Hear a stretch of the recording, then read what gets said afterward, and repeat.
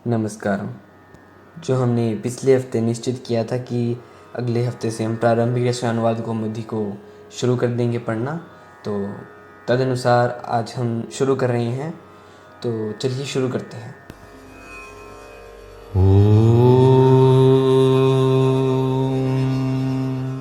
प्रारंभिक रचनानुवाद कौमुदी यह नवीनतम वैज्ञानिक पद्धति से लिखी गई संस्कृत व्याकरण और अनुवाद की पुस्तक संस्कृत के प्रारंभिक छात्रों के लिए है।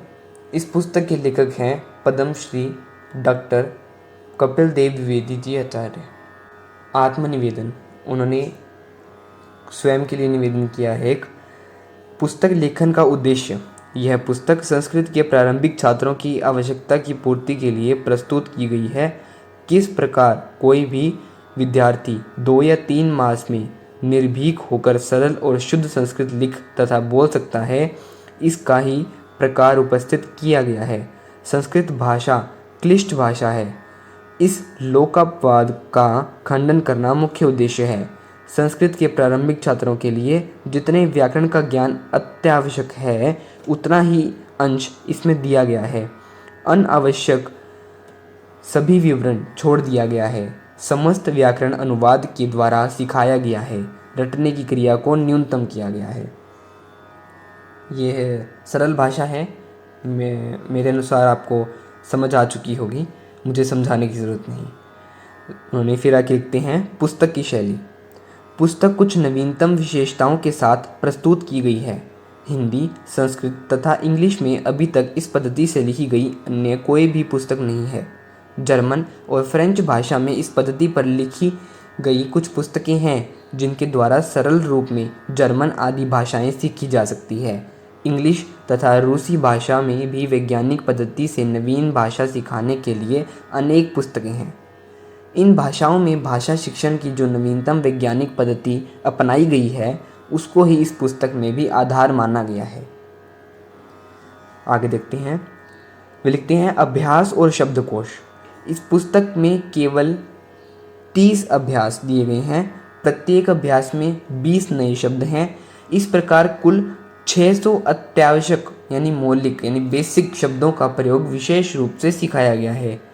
शब्दकोश के शब्दों का वर्गीकरण निम्नलिखित प्रकार से है, यानी इस पुस्तक के अंदर सर्वनाम तथा संज्ञा शब्द 349 हैं और धातु या क्रिया शब्द 122, अव्यय शब्द 80 और विशेषण शब्द 41। तो पठित एवं अभ्यस्त शब्दों का योग, यानी ये सब टोटल मिलाकर हमको 600 शब्दों का योग मिलता है इस पुस्तक के अंदर। फिर वे आगे लिखते हैं विद्यार्थियों से कि ये हमसे रिक्वेस्ट कर रहे हैं, जो हम पढ़ रहे हैं, तो द्विवेदी जी हमसे एक रिक्वेस्ट कर रहे हैं। वो क्या? संस्कृत भाषा को अति सरल, सुबोध और सुगम बनाने के लिए यह पुस्तक प्रस्तुत की गई है। प्रयत्न किया गया है कि छात्रों की प्रत्येक कठिनाई को दूर किया जाए, अतएव सरलतम भाषा का प्रयोग किया गया है। पुस्तक में केवल 30 अभ्यास हैं। प्रत्येक में केवल 20 नए शब्दों का अभ्यास कराया गया है। कोई भी प्रारंभिक छात्र 1 या 2 घंटा प्रतिदिन समय देने पर 2 दिन में एक अभ्यास पूरा कर सकता है। इस प्रकार 2 मास में यह पुस्तक समाप्त हो सकती है। केवल 80 नियमों में सब आवश्यक नियम दे दिए गए हैं। संस्कृत भाषा के प्रारंभिक ज्ञान के लिए जितने शब्दों, धातुओं और नियमों के जानने की आवश्यकता है, वे सभी इस पुस्तक में हैं।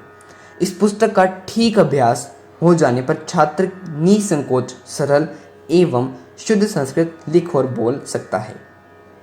फिर वे आगे और लिखते हैं प्रारंभिक छात्रों के लिए उपयोगी संपूर्ण व्याकरण इस पुस्तक के अंत में दिया हुआ है। शब्दों के रूप, धातु रूप, संख्याएं, 18 मुख्य संधियों के नियम, 10 मुख्य प्रत्ययों से बनी हुई धातुओं के रूप परिशिष्ट में हैं। परिशिष्ट यानी इस पुस्तक के बिल्कुल अंतिम में है। यह पुस्तक आपको उपलब्ध करा दी जाएगी। आखिर में ये विद्यार्थियों से लिखते हैं प्रत्येक अभ्यास में कुछ विशेष शब्दों और नियमों का अभ्यास कराया गया है। उनको प्रारंभ से ही ठीक स्मरण करना चाहिए। विशेष सफलता के लिए प्रत्येक अभ्यास के अंत में दिए हुए अभ्यास प्रश्नों को भी करना चाहिए। अब मैं आपको अगली वीडियो में दिखाऊंगा कि किस तरह से इन अभ्यासों को करना है। फिर वे आगे लिखते हैं अष्टादश संस्करण की भूमिका, कपिल देव द्विवेदी जी। संस्कृत प्रेमी अध्यापकों, विद्यार्थियों और जनता ने इस पुस्तक का हार्दिक स्वागत किया है, तदर्थ उनका अत्यंत कृतज्ञ हूँ। पिछले संस्करणों में छपाई संबंधी या अन्य जो त्रुटियां रह गई थी उनका इस संस्करण में निराकरण कर दिया गया है। प्रस्तुत संस्करण प्रथम 17 संस्करणों का संशोधित रूप है। अनुवादार्थ, गद्य संग्रह, आवश्यक संकेत, हाई स्कूल के लिए उपयोगी शब्द रूप, धातु रूप और 20 संस्कृत निबंध आदि पढ़ाए गए हैं।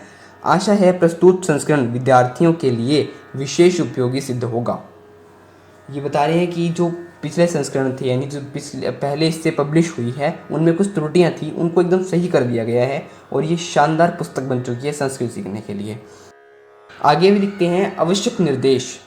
प्रत्येक अभ्यास में 20 नए शब्द दिए गए हैं। 30 अभ्यासों में कुल 600 अत्यावश्यक शब्द एकत्र किए गए हैं। प्रत्येक अभ्यास में मुख्य रूप से इन शब्दों और धातुओं का अभ्यास कराया गया है। इनको ठीक स्मरण कर लें। शब्दकोश 4 भागों में बांटा गया है। पहला संज्ञा शब्द जो क के नाम से संशोधित होगा। ख धातु या क्रिया शब्द, यह ख के नाम से आपको दिखेगा। ग अव्यय, ये ग के नाम से दिखेगा। घ विशेषण शब्दकोश के लिए यह घ के नाम से आपको दिखेगा। क और ख आदि संकेत स्मरण कर लें। शब्दकोश में जहाँ क ख ग या घ नहीं है वहाँ यह अर्थ समझ लें कि उस विभाग का शब्द वहाँ नहीं है। शब्दकोश के अंत में सूचना दी गई है कि शब्दों या धातुओं के रूप किस प्रकार चलेंगे, तदनुसार उनके रूप चलावें। प्रत्येक अभ्यास के लिए केवल 2 पृष्ठ दिए गए हैं। दोनों पृष्ठों पर पंक्तियां गिनकर रखी गई हैं। बाईं ओर शब्दकोश, व्याकरण संबंधी कुछ नियम दिए गए हैं। दाईं ओर उदाहरण वाक्य, संस्कृत बनाने के लिए हिंदी के वाक्य, अशुद्ध वाक्यों के शुद्ध वाक्य और अभ्यास आदि। आगे भी और लिखते हैं व्याकरण के जो नियम उस अभ्यास में दिए गए हैं तथा जो नए शब्द दिए गए हैं उनका प्रयोग उदाहरण वाक्यों में किया गया है। उदाहरण वाक्यों को बहुत ध्यानपूर्वक समझ लें। उनसे बहुत मिलते हुए वाक्य ही संस्कृत अनुवाद के लिए दिए गए हैं। जहाँ कोई कठिनाई हो वहाँ उदाहरण वाक्यों और अशुद्ध वाक्यों के शुद्ध वाक्यों में सहायता लें।